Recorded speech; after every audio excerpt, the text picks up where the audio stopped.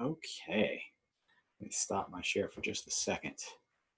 So, welcome guys. Thank you so much for joining us today. I'm really excited for this talk and for you guys to show up. Hopefully we can convey a lot of information for you. Hopefully this is very valuable and we can make this all worth your while. So my name is Dr. Sam McDonald. A little bit of housekeeping before we jump into the presentation. So at the bottom of the Zoom, if you've never used Zoom before, probably by now most of us are pros from working at home and during all this craziness. But at the bottom, there's a little chat box. If you have any questions, if there's anything you want to know more about, put your questions in there. We'll try to get to address them at the end. My wife, Dr. Lynn, is on the side here. She's monitoring the chat box. So here's her right there. So she's monitoring the chat box. So feel free to put your questions there. We'll try and get those addressed either along the way or at the end. So I do want to start with just kind of checking with everybody here. Normally this is way easier with everybody live, but if you could just in the chat box, just say, why you're joining the webinar today. Are you a parent who's got a kid with ADHD? Are you a teacher wanting to know more resources? Just a little bit more about yourself, just so we know and I can make this as valuable for you as possible.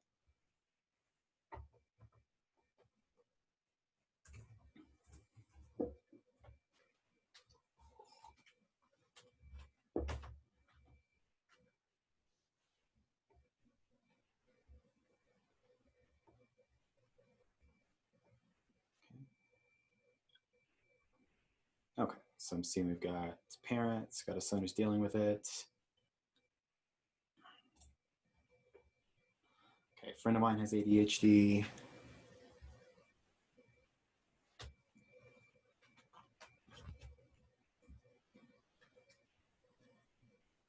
One-on-one aid, okay. England, occupational therapist, planning to work with kids. Awesome. Mia, we work with a few occupational therapists and what we do really goes hand in hand. So that's awesome that you're jumping on. Children, okay. Jasmine.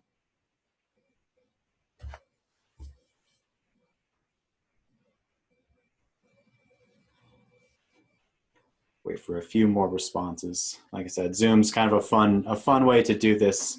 At least we can reach, like I said, we have Mia coming all the way from England, which is cool. We normally wouldn't be able to reach somebody like that, but again, a little bit slower in terms of getting these responses in. So my son's struggling with social interaction, friends easily, but okay, can't keep friends for long. Like to learn, keep up to date on research. I use it in my counseling, fantastic, awesome. Yeah, counselors, we work with a lot of other counselors as well, and we'll talk about why and how that's a really great adjunct again to what we're doing and a lot of what we're going to be talking about today. And also a counselor. Wonderful. Very cool. Okay, so I'm gonna let my wife keep monitoring those and let's go ahead and get started in the presentation here. Let me take out the chat. I'll start by sharing my screen.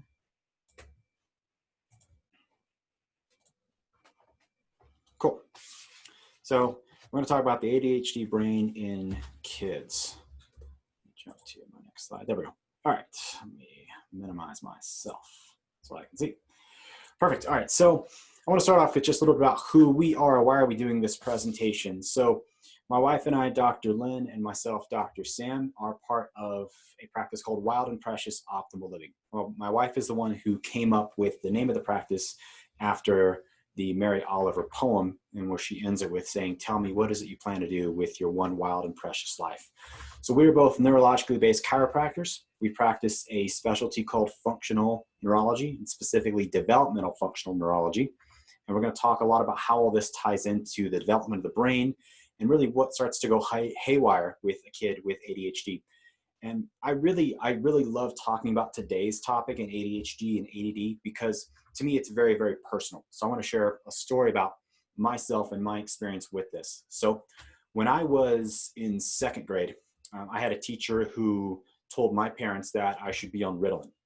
She said I was way too hyperactive, I was way too crazy a kid, and I needed something to be able to calm me down because she just, I guess, was at her wit's end in dealing with me and didn't want to put up with it anymore.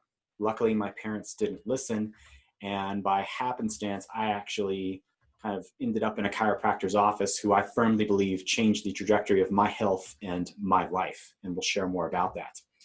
It's also very personal for me because I have a friend who struggles with ADHD still to this day, and his trajectory was very different. So he struggled with ADHD and focusing in school to the point where his parents finally put him on medication. They put him on Ritalin. And I remember the experiences of him being on it and him not wanting to take it because he would complain about he wouldn't eat, he would lose his appetite, he would not want to sleep at night because he was way too wired, and he hated how it made him feel because he said he felt emotionally just flattened. And he would fight to take it, but his parents would force him to because they would see that his grades would start to decline and to suffer. Fast forward into high school, he developed a problem with drinking. So he was drinking he's in high school, he's drinking alcohol. He's now addicted to pills. And then he carries that forward into college to the point where he has so many DWIs, so driving while under the influence, that he has to get a breathalyzer on his car to start it. So if you guys have never seen one of those, literally you have to have a breathalyzer, you blow into it, and it reads on the computer that you have a 0 alcohol percentage, and you can start your car. He was also addicted, again, to pills, and then he's smoking cigarettes at this point. Post-college, and let me just preface, he's a really smart guy. Like, he graduated from law school, and he was a practicing attorney. So he's not a dum-dum. He's a really smart dude. He was very accomplished. But these struggles with substance abuse and addictions and these things that he was really trying to cope with is really what destroyed him, to the point now where he got married after college and subsequently got divorced, and he's been in and out of rehab. It really breaks my heart because, I've known the guy since elementary school, and I firmly believe what we're doing and what we understand about the brain, that he could have a different path and a different trajectory in his health if he was just willing to do something about it.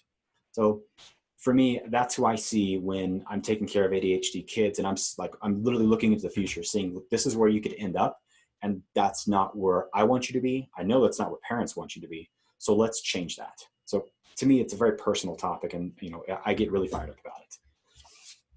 So I want to start with an awareness test. Okay. So if you guys have seen this before, don't put in the chat box and ruin it, but this is just an awareness test to see how much you're really paying attention. This is an awareness test. And I'll pause it. So just in case you can't hear it, the instructions for the video are going to be to count the number of passes that the team in white makes during this whole thing. So if you can't hear the audio, that's the instructions on it. Whoops, go back here. There we go. This is an awareness test. How many passes does the team in white make?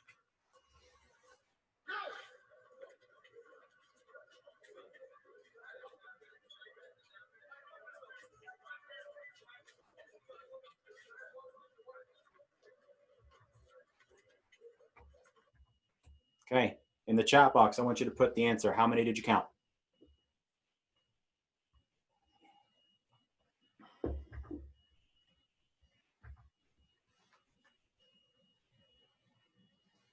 We got 12, we got 15, 11, 13, there we go, 13. 13, yeah, 13 is the right answer. The answer is 13. But did you see the moonwalking bear?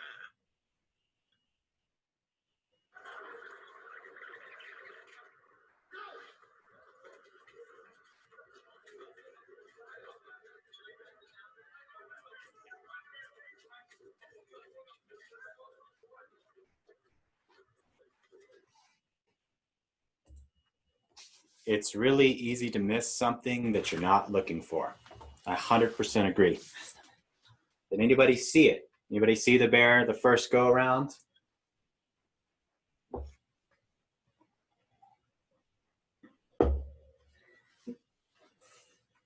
Nope, nope, nope, nope. Nope.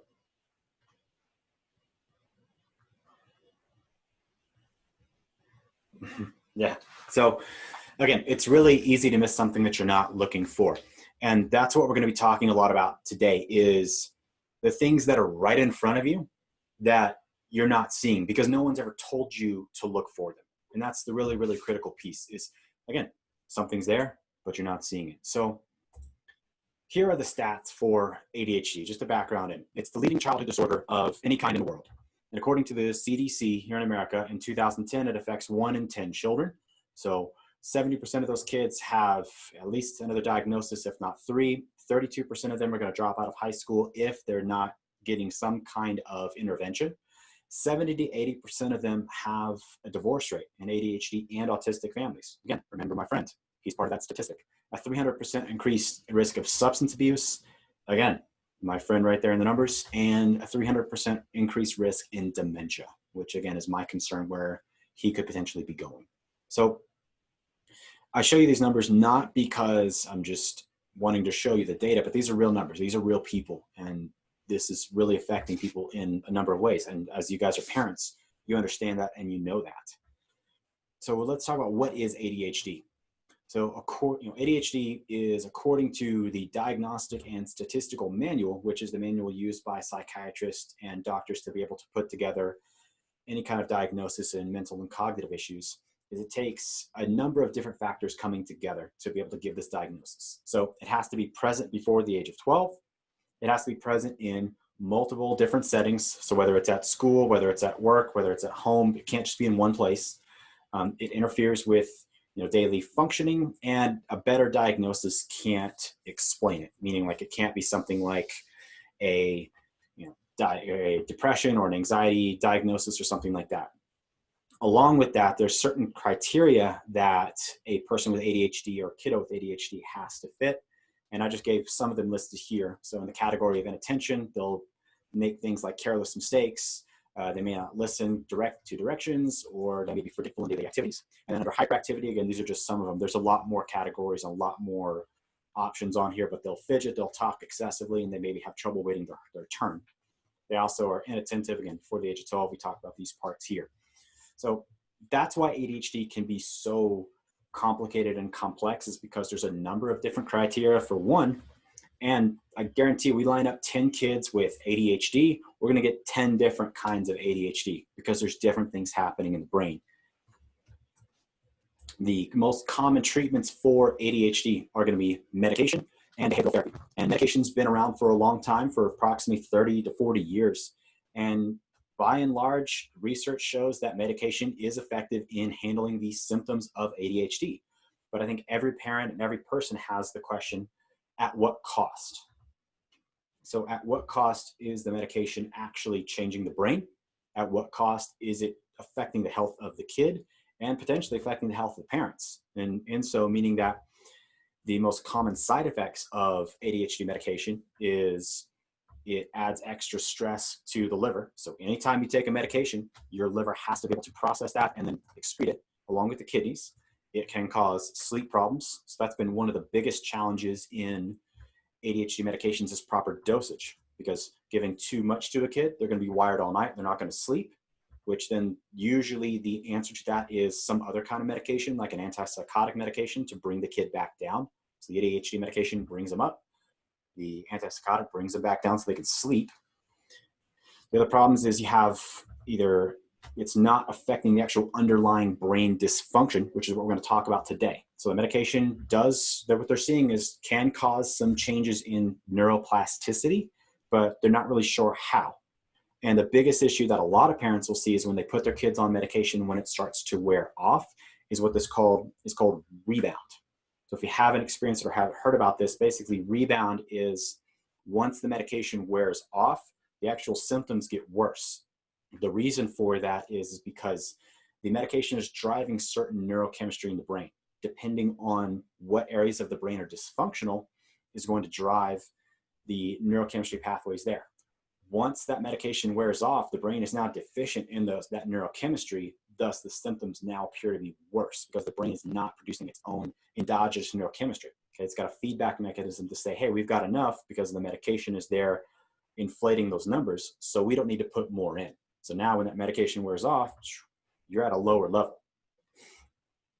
The biggest issue with, again, some of these common treatments and with behavioral therapy, it works fantastic. It works great in conjunction if you're affecting some of the basic neurological mechanisms, which we're going to talk about. But I'm a big fan of behavioral therapy. And again, with our occupational therapists and our speech therapists and everybody else, because you guys do fantastic work, we just need to make sure the foundation is addressed. And we're going to talk about that in just a second.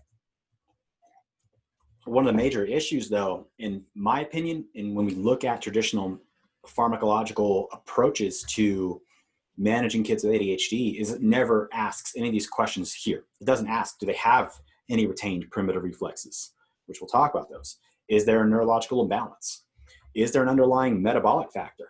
And is there a nutritional component? So those are some really big things. We're not going to get into the nutritional aspect today, but just to touch on it now, a lot of parents have seen really fantastic results with doing like a gluten-free diet or decreasing or going on like a ketogenic diet or like a paleo diet. Part of the reason for that is because you're just decreasing inflammation in the body. I mean, if your kid's living off of chicken nuggets and pizza and french fries, there's not a whole lot of nutrients there for the brain to be able to use. So decreasing that inflammation in the body is just going to make the brain work better because the brain is very, very sensitive to inflammation. We're not going to talk about the rest of that stuff today, but again, just those are things to consider when working with your kids is, hey, how is the diet? And that's things that we look at too. So let's start with here, looking at the basics of how the nerve system functions. All right, so at the bottom here, you can see is where it says tactile, vestibular, and proprioception. In English, what that means is proprioception is your feeling of your body, how connected you are to your body and where your body is in space. Like if you move your arm, that's sending information up to your brain, telling your brain, hey, I just moved my arm up into this position, or I straighten my arm back down. Your vestibular is your balance and coordination, ties into your inner ears, into a part of the brain called the cerebellum, which is primarily responsible, one, for balance and coordination in the body, making sure you don't fall over, and also coordinating thoughts in the brain, which we'll talk about. And then the tactile experience, which again is being able to feel, whether it's hot, cold, vibration, hot, pain, any of those things, that actual sensation in the body. All of this drives the rest of the brain function because movement creates the brain. We'll talk about that. But these all drive then your normal senses like smell, sight, hearing, and digestion, which then drives into more complex brain functions.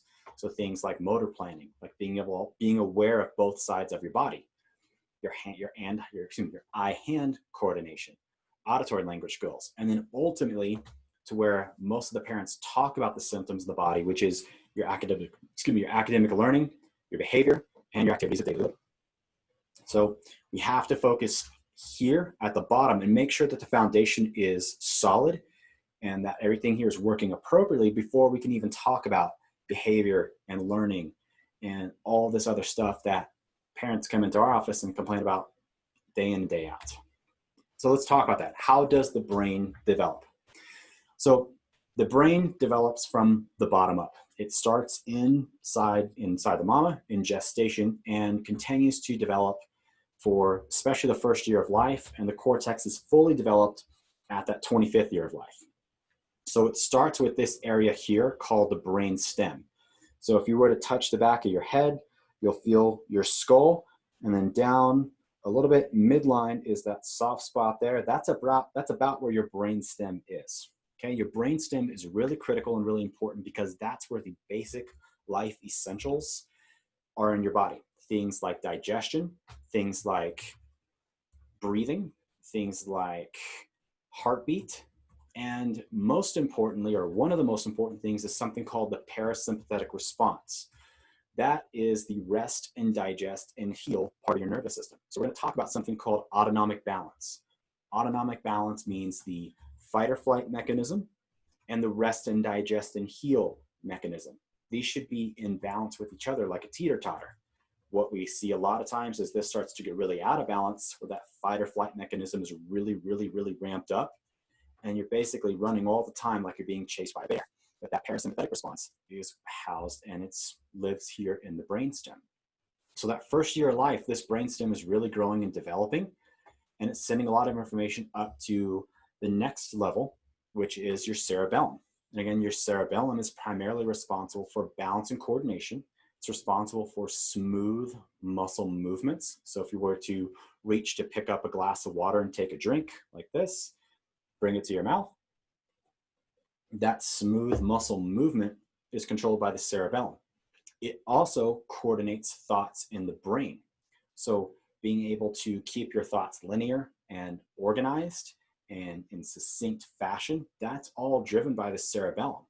So when you have a cerebellum that's not functioning well, you may see a kid that is clumsy, is constantly tripping over their own feet, maybe has really poor balance. They can't seem to catch a ball or have poor hand-eye coordination. Those are all big inputs into the cerebellum. Or you may see the kid that is knocking stuff over all the time or has really poor handwriting because their cerebellum is not appropriate and it's not in that smooth fashion like it should be. Another big aspect of the cerebellum is the eyes. So the cerebellum control the muscle movements in the eyes. And I don't have the slide on here today. It's part of a different lecture that we do on the balance and coordination, but I can do this right here. So following with my mouse, a normal healthy cerebellum in controlling the eyes is going to look just like this. You'll read the lines, brain develops bottom up, AKA vertical integration. You get to the end of the line, your cerebellum stops the eye movement, and then you track down to the next line. And you go brainstem, essential life functions, and stop here. What can happen with a kid with a poor cerebellum is they have poor eye movement. So what you'll see a lot is they'll go brain develops bottom up and they'll overshoot. And then they got to catch back up and they'll shoot back this way and they overshoot again. And they, boom, get back to the same line. So I want you to think about for just a second. If your brain worked that way, would you like to read? Heck no. You wouldn't like to read because it'd be so hard. It'd be so challenging. You'd be so tired after a single page that you don't want to read anymore. And that can be part of the problem with a lot of the kids if their cerebellum's not functioning well. That's why they can't read well. That's why they can have problems writing and a lot of these other things because they don't have that proper coordination. So a lot of research behind this. And again, this is that dancing, that moonwalking bear that we talked about. This is all the stuff that's right in front of you. This stuff has been out since 2016. I've got some other research that's been out since 2009. That's here. And the research shows that cerebellar dysfunction, it's evident in developmental disorders, in ADHD, dyslexia, and damage in early development can have long-term effects on movement, cognition, and regulation. Again, because you're developing your brain. So if we interject and have issues with that development early on, you're going to have a far different trajectory than you will later on.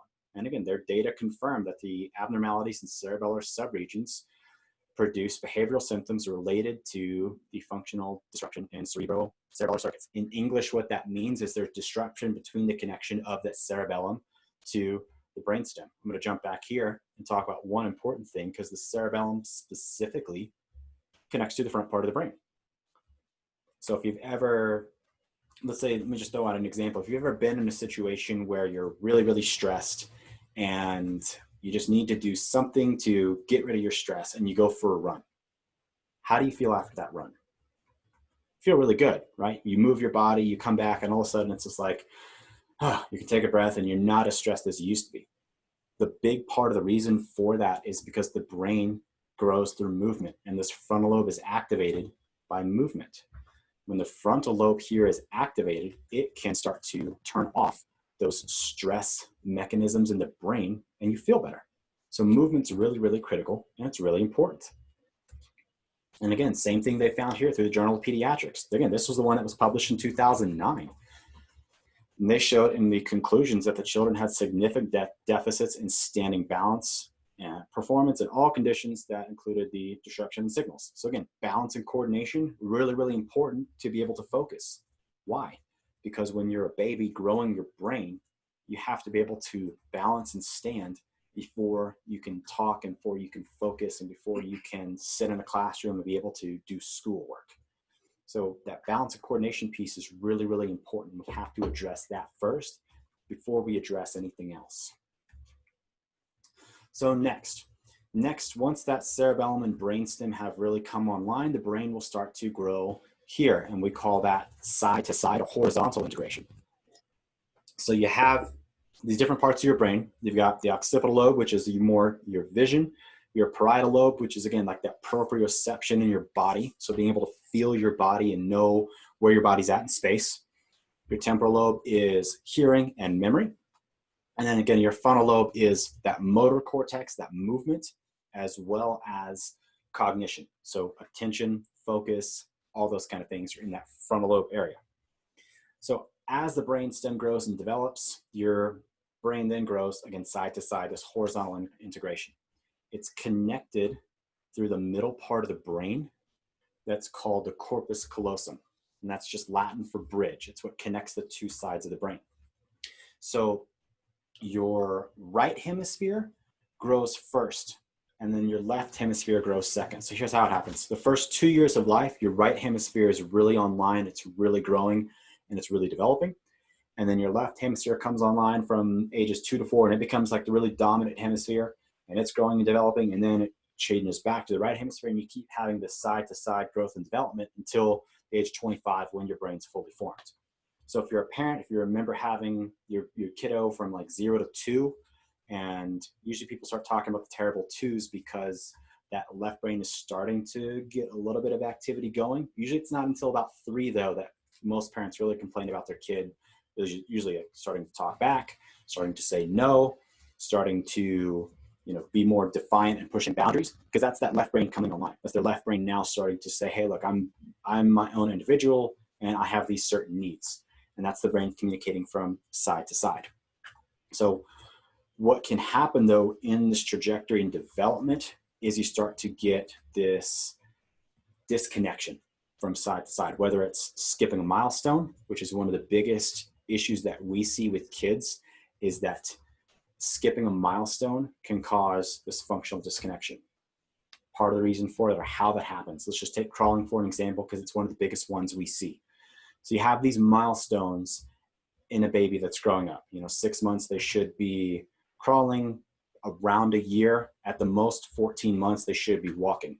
Crawling is really, really important at that mile marker, at that marker, because crawling starts to connect the sides of the body to the brain and create that cross-brain connection. So your cerebellum firing up into the brain starts to really light up and starts to grow, and you start to get this communication side to side. What can start to happen though is if, let's say, a baby skips crawling, or they crawl and they start to walk early, it's not that the kid may be more neurologically developed. It's just the fact that there actually may be a deficit or something there, possibly a retained primitive reflex that we'll talk about, that can be inhibiting what's going on in the brain. So some of the right brain characteristics, these are like big picture, they're nonverbal communication. Reading comprehension, it suppresses the immunity. So a lot of times we'll see kids that have right brain issues that they may be like have a really strong immune system, and their kids never get sick, or you may see some somewhat autoimmune type problems like eczema or digestive issues, because right brain controls digestion. They have issues with sense of taste and smell, which we'll see a lot of kids with that. They come in the office, they can't smell, and the parents tell us, yeah, the kid doesn't like to eat anything. They don't like to eat fruits and vegetables. And part of the reason is because smell is one of the biggest inputs into our brain to make us hungry, to make us want to eat. So if you're not smelling an apple or pineapple or a mango or something, kids most likely not going to want to eat it. So we have to get that online. And this functional disconnection piece starts to come in. And like I said, with ADHD, what I would classify as textbook is you're going to see that right brain deficit. You're going to see a decrease in that right brain function.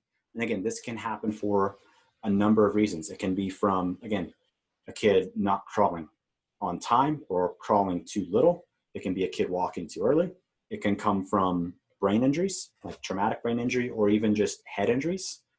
It can come from autoimmune problems, digestive issues, inflammation. All these things can drive brain asymmetries, but it's something that we have to look for and be able to address. But again, in the research right here, differences in comprehension and ADHD were especially pronounced in children with atypical right hemisphere morphology. So one of the things that starts to happen, I'm going to jump back to this slide here. One of the things that starts to happen in the brain is it's an all or nothing game in brain function. So in terms of handling a task or being able to do something, the brain's going to look at it and say, what's the most efficient route to do that? And I'm just going to use this side of the hemisphere, the other side of the hemisphere to do that. As the brain's growing and developing, what should happen is you should have really strong connections side to side through that bridge for the brain to be able to communicate, whether it's here, back to here, or front to back, or whatever it is. If the brain starts to develop that functional disconnection, what's going to happen is the brain's going to start to create more fibers, more neural connections on one side. So think about having like a Ferrari engine over here and a bicycle over here. And that brain really starts to outpace itself on one side. And the biggest stuff that you'll start to notice is this imbalance of skills in the kid. So things like, hey, my kid's really, really good at math. Like they're at, my kid's in 6th grade, but they're at like an 8th grade math level, but they're only at a 3rd grade reading level. And again, because you're seeing that imbalance of skills where one side of the brain's really, really strong and that other side of the brain's really, really weak, and it just can't keep up. So the brain just says, no, we're not going to integrate that right side of the brain. We're just going to keep that left brain strong because that's the most efficient pattern and route. So when we look at left brain characteristics, and this is stuff we'll normally see with kids, again, like textbook would be something, a kid coming in with a left brain deficit would be like a dyslexia, something like that. And that's going to be that small muscle control, that's verbal communication.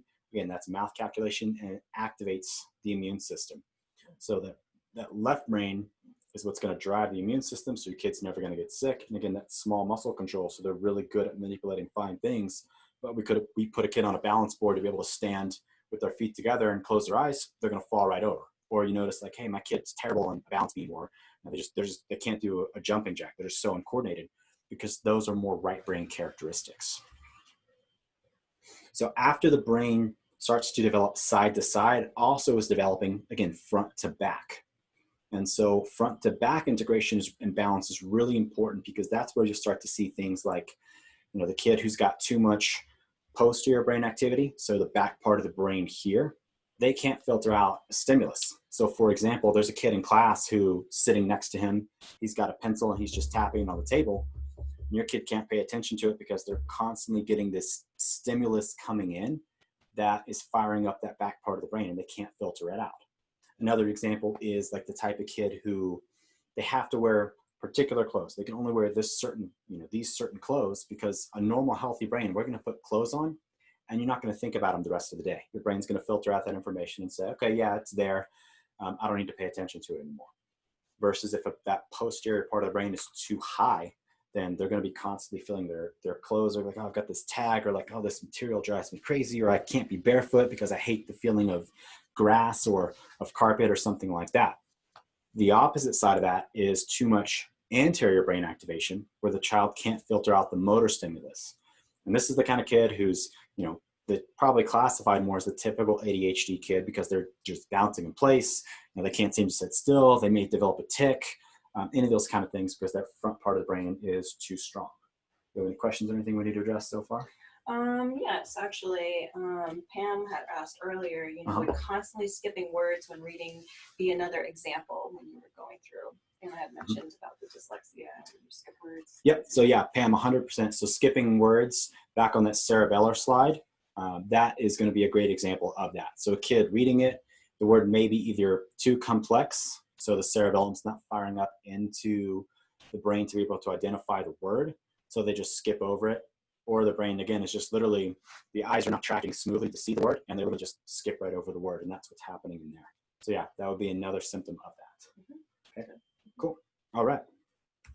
Keep the questions coming. So again, here's more of that dancing bear right in front of us. Here's the research to prove what the heck is going on in these kids. So again, the functional disconnection in the frontal cortex, that front part of the brain, the motor center, and the visual cortex, which is that occipital lobe in the back part of the brain in ADHD. And again, they found in the research that that top-down control, that cortex integration has to be balanced. Otherwise, you're going to see these ADHD type symptoms with an imbalance between the front and back part of the brain. And again, that's just being able to filter this information out, guys, to be able to focus and sit still and do what a kid's supposed to do. And this is another research out of McLean Hospital they are the research hospital for Harvard Medical School. And what they found in this research was that using the a technology called the interactive metronome and specific brain balance exercises actually had a profound impact on children with ADHD. So the interactive metronome is just a device to train the cerebellum. Again, remember timing and coordination, and then specific activities to fire up that right brain. Because they did another research in this hospital that just said, well, what if we just did movement? What if we just had the kids, go out and move and just do whatever, just wild movements to fire up, fire up the brain. And what they found is that no, that actually did not produce these kind of changes. It had to be specific movements firing up to a particular part of the brain. So have to drive. And again, with ADHD, textbook wise, we're thinking right brain, but that doesn't mean it couldn't be a left brain deficit, which is why we have to do an evaluation. You have to really get the kid checked out to find out what the heck's going on.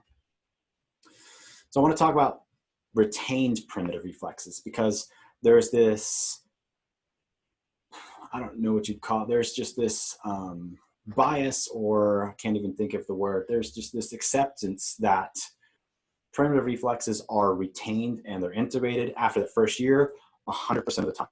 And I want to show you guys that, in fact, no, they're not. That we need to be looking for these things. And the typical conversation that would happen with a medical professional is you ask them, well, do you guys check for retained primitive reflexes after the first year of life? And the typical answer is going to be, well, no, we don't. Well, how come you don't? Well, because they're gone. But what if they aren't? I don't know. Well, do you look for them? No. Why? Because they're gone. And that's the conversations that we've had. It's, you know, an incredibly frustrating piece, but this is something you have to look at and has to be here. So I want to show you an example of a few of them here that we check for on every kiddo and adults coming in. So this one's called a palmar reflex. So when a baby, if you guys remember having your kiddos, you would put your hand in their hand, they would automatically grasp and close it. You know, I always thought that was like the cutest one. My kid would just grab her hand, but it would grab the hand and automatically do that. So this would be a retained palmar reflex in a child who, I think this child is about 8. You know, so they're just taking a pen, we'll use a paintbrush, we'll use whatever, and you can see that automatic contraction of the hand. Next one is a rooting reflex. The rooting reflex is there for the baby to be able to feed. So if you're touching the side of the face, like usually if the mom brushes the side of the face with the nipple or with a bottle or something, baby's gonna turn their head because, hey, it's time to eat.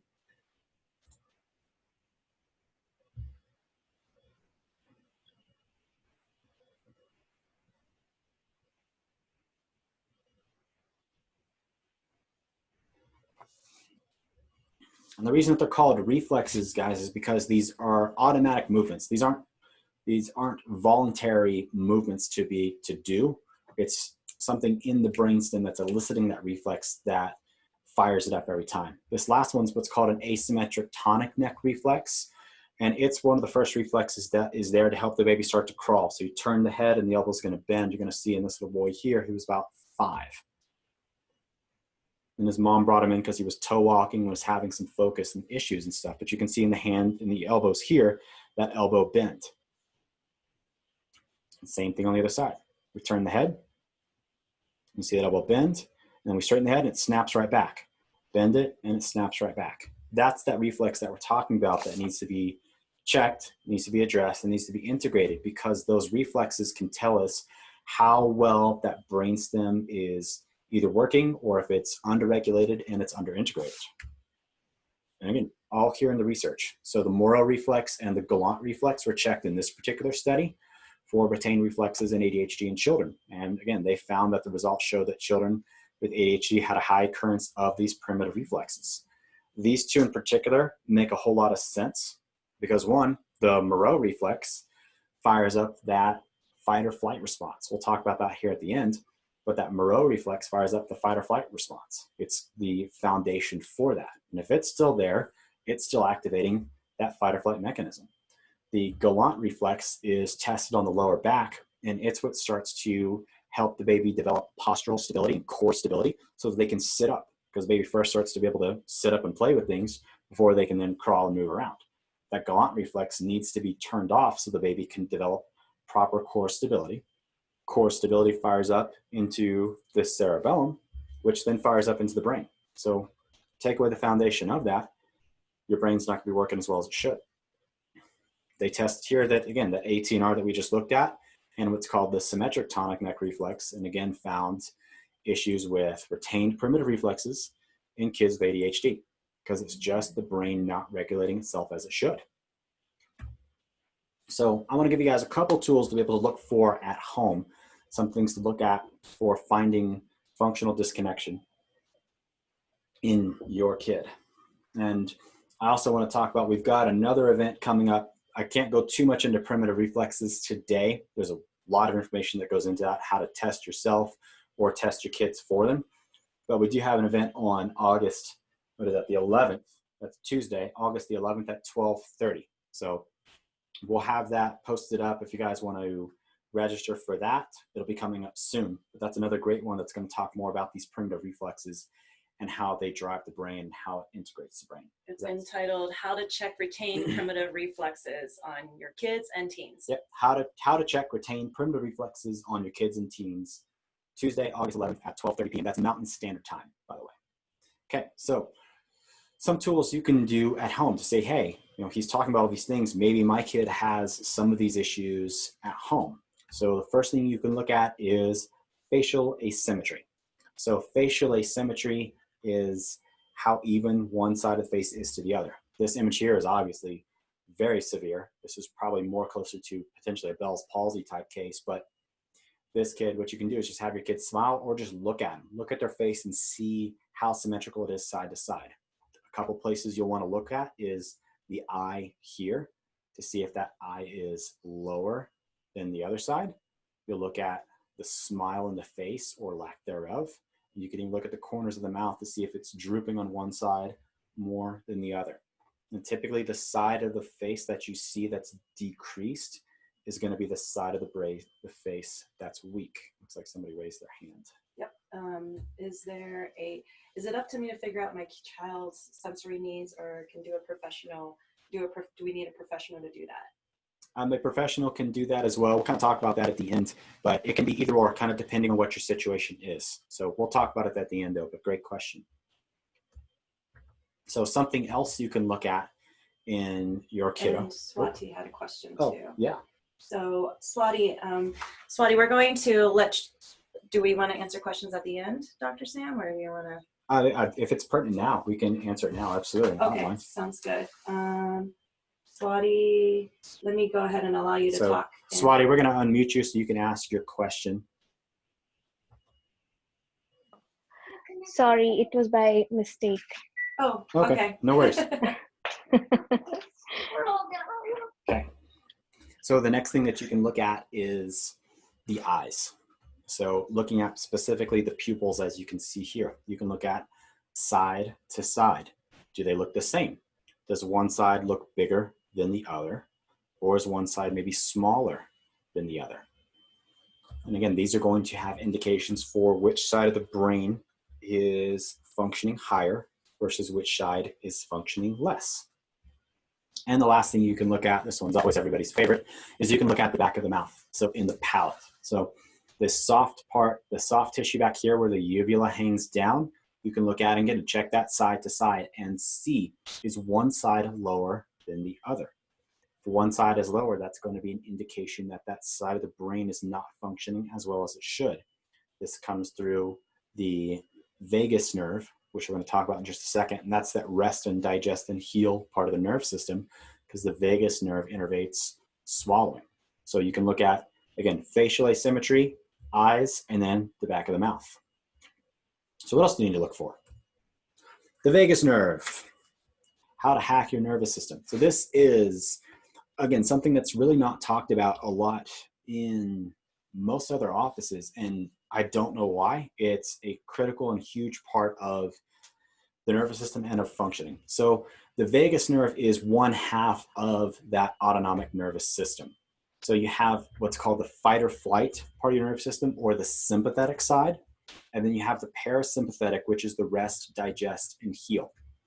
So when you're in fight or flight, and you should be able to have both, guys. Both of these are important. You should have access to both. You should be able to activate that go system, the gas pedal, and then you should be able to activate the brake pedal. So when you're activating that gas pedal, the fight or flight system, you're activating it. Here's the things that we'll typically see with people is you're going to see an increase in the hormones adrenaline and cortisol. Those are your stress hormones. You're going to see an increase in heart rate, in blood pressure, in muscle tone, and changes in brain activity. And you're going to have a decrease in digestion, reproduction, focus and attention, as well as growth and healing. The flip side of that is parasympathetic. That's the rest, digest, and heal. That's your relaxation part of your nervous system. And that's going to fire up more dopamine and serotonin, Those are really critical hormones to be able to gate and control what's happening in the brain, kind of regulating what's going on. Dopamine is that hormone for desire, for drive, and serotonin is kind of like the great regulator. It's gonna have, you're gonna have an increase in digestion and growth and healing, and you're gonna be just chilled out. You're gonna be able to sit there and focus. You're gonna be able to relax because your nervous system is in balance and you're not feeling like you're getting chased by a bear. Again, so one of the biggest tools that we use and that's used to check this nervous system balance is something called heart rate variability. So heart rate variability is literally just looking at how balanced these two sides of the nervous system are. Okay, and I'm sure you guys can probably guess by now that in a child with ADHD, what they found is that there was an overall increase, there was an imbalance in that sympathetic vagal system, that fight or flight system in the opposite side, the autonomic nervous system, with a sympathetic dominance. So kids are more prone to be in that sympathetic dominant state than in that parasympathetic rest, digest, and heal state. They're running around with the gas pedal on all the time. And you tell me, how easy is it for a kid to be able to focus when they feel like they're being chased by a bear? Because that's what that sympathetic system is. It's your survival mechanism, it's your fight or flight system, and it's really hard to be able to sit there in class and be able to focus when the system is activated all the time. And then layer on top of that, your brainstem isn't regulated properly, your cerebellum isn't good, and your cortex is more strong on one side than the other. Throw this in on top and you've got all the necessary things for a child who's going to be struggling in school, not being able to focus, and could be a real handful. So I want to show now, this is a scan from a kid that we did in the office. So we do use heart rate variability in our office. And I just want to show a scan of how a kid started and then how he's progressed under care. So this is where he started out. So it's real simple. You look at the numbers at the bottom. The higher the number, the better. So the fact that he's running at, these different numbers here, I won't go into all the details of what they mean, but just know if these were grades in school, he's got a couple of C's, a D, and he's failing 2 classes. This one is 8 visits later, a little over a month, and now we see a huge change in his grades. Huge change in how he's responding. And his mom has noticed a huge change in him. He's a kid who literally went from eating nothing, again, from pizza and chicken nuggets, to now he's literally making salads for his mom at home. He's actually sleeping through the night. He's reading much, much better than he used to. He's actually reading books now and sounding out words, versus before his mom said, no, he would never do that. He was just skipping words and not paying attention to any of that. You have another question? Mm-hmm. Okay. So he's transformed, and he's only halfway through care. We haven't even finished up all of his care yet, and he's already made huge strides into what's going on. So this is the communication through his spine. And again, we're chiropractors. We look at the spine. Major reason for that is because when we're affecting the brain and the nervous system, 60% of that proprioceptive information that we talked about, the information coming from the body, comes from the spine. That's 60. Huge number. 60% of that. 30%, a third of that, comes from this area right up here at the top of the neck that goes up into the brain. So you can see just by the numbers how much this kid has changed just in a month. And again, we're not done with him yet, but he's had dramatic changes under care of what we're doing because we're working on all these things. We're integrating his primitive reflexes. We're balancing and strengthening his cerebellum, and we're balancing his cortex. And then we're just getting him to chill out so he can actually focus. He can actually eat. He actually wants to have, good, healthy foods. And his mom said, he's just so much more chilled out and relaxed now than he ever was before. So to summarize before we get into any questions, your brain grows from the bottom up. Your primitive reflexes show if the brainstem is underintegrated. If your primitive reflexes are there, that means that the brain hasn't sufficiently grown and developed to be able to turn those off. Balance and core stability drive brain growth. A balanced brain is a happy brain, and a chill kid is a happy kid. So all those things are critical to have a child that's thriving and that's doing well. So action steps from here. This is the time to ask questions. Get your child's brain connected and then schedule an evaluation. You guys have had some really great questions on here today, and we want to extend an offer for you all for attending this webinar and showing up. So normally an evaluation to get these things checked, if somebody asked, can a professional do this? It's $200, but for you guys, it's only $97. And if you do live far away, like I said, I know we have some people that are in England or we have some people that are abroad. we do have some at-home programs that we can use to work on with you from afar. So if you are interested, what I want you to do is text your name, text your child's name, and the word ADHD to the phone number 720-667-3650. If you're outside the US, you can email that email address, and we will connect with you and we'll find ways to be able to work with you from abroad. Again, if you're a parent or someone here who's local in the Denver area, because we're in Wheat Ridge, you can text that number and we can set up an evaluation for you. So the evaluation, just to give you an idea of what it looks like, it's a deep dive into your kid's health history. So we sit down with you, we talk, and we actually listen. We observe your kid, we observe you, we talk, we figure out what the heck's going on, what your struggles are, and what we can do to help. We do that same neurological scan that I just showed you to see how balanced their nerve system is. And then we do a full evaluation. We're looking for those primitive reflexes. We're looking at balance and coordination. How's that cerebellum doing? We look for functional disconnection, and then we look for that fight or flight, or that rest, digest, and heal response. How is everything together? And then we give you your customized plan. We give you your plan. Hey, this is what it's going to take to get you from where you are to where you want your kid to be. Everything in there. Our methods and tools, we utilize, again, neurologically based chiropractic care. So this isn't your mom and dad's chiropractic care, or the chiropractic care that you maybe know about. We don't do any twisting, popping, or cracking. We're working with kids. We want to make sure we're as gentle as possible and we're driving particular brain growth. And then again, we incorporate developmental functional neurology. We use laser therapy, we use video game therapy. That's one of the big draws of our office, because kids like to play video games. We want the kids to be able to have fun while we can drive brain change. I have a question. Did you want to answer that? Sure. Okay. So one of the parents or attendees had asked how to stop activating sympathetic stress system unnecessarily. So that's a big part of what we do in the office with our care, is being able to activate the parasympathetic systems, chiropractic adjustments, and then targeting specific parts of the brain to be able to activate those frontal lobes to then turn off that stress system. That's what we do in the office all day, every day. Is there some life tips that will help lifestyle starts? Yeah, I mean, lifestyle at home, the things that we tell parents, I mean, the basics, there's a lot to it. Yeah, that's another talk. Yeah, I mean, that's a whole other talk and a lot to answer. But I mean, some simple things you can start to do at home is literally just being able to get your kids away from the screen time if you're able to, being able to get them to move their body.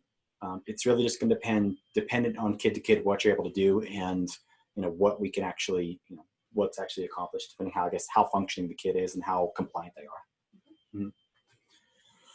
Yeah, so just to describe what's happening, a couple of these images, this is me working on our kiddo. So he's doing the actual, what's called NeuroSage, it's the video game platform. And this is one of the moms of one of our autistic kids, who she's just absolutely burnt out. She's got a kiddo with autism, and we're helping her brain be able to chill back out, because mom's going to reflect a lot of what's going on with the kid. So again, thank you guys. If you have questions, put them in the chat box now. We'll start to answer them. Again, text your name, your child's name, and ADHD to that number, and we can set up a time to start to get this evaluation going. And if you're outside the US, you can send an email. We're going to have more lectures. We're going to have more talks like this, because we want to get this information out to you guys. So to stay in touch with us, you can follow us on Facebook or Instagram at Wild and Precious Optimal Living. So thank you so much for tuning in today. I hope this was valuable. I hope you guys got something out of it. And again, if there are questions, let's go ahead and answer those now.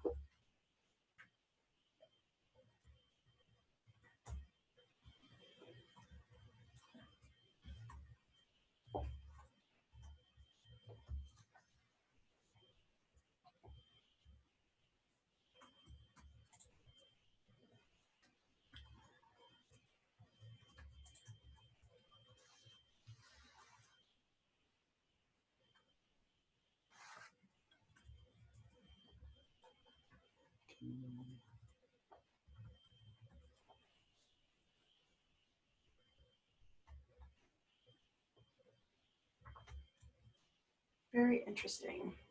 Stephanie is asking where she can learn more. And we do health talks regularly. Yep, regularly our health talks. And Stephanie, if you're interested, I would definitely follow our Instagram and Facebook page. We post a lot of our stuff there, as well as we'll be getting a lot of newsletters and blogs out too. But social media is really the biggest way because everybody's on it. So we put a lot of our information there.